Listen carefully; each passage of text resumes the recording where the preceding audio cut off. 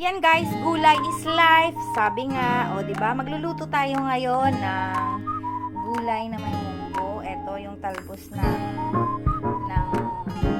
dyan, yung pumpkin. Ayan, may malunggay pa rin ako. Ayan, ito yung aking sahog, yung chicken. Igisa ko.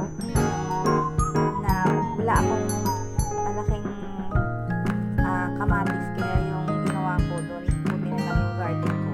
May bunga na yung mga cherry tomato ko, kaya ayan, so ginamit ko lang. At mayroon din akong sitaw, at saka yung talong, kalabasa. Yan pa yung binigay sa akin ng aking friend na galing sa kanyang garden. Kaya ayan, so mayroon na akong munggo na pinakuluan, kaya start na po tayo.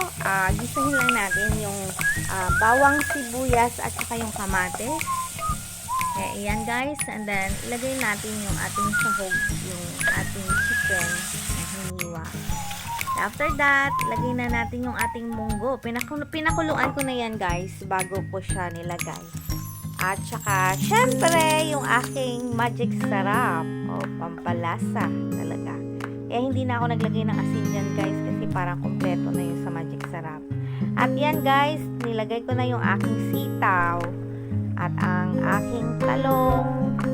So, inuuna ko yung mga matagal-tagal maglambot. Kaya yan siya guys. So, lagay lang natin ang lahat ng ating mga gulay. O, diba?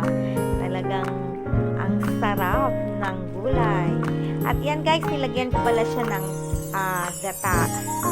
Konti lang actually ang nilagay ko dyan. Kaya ayan siya.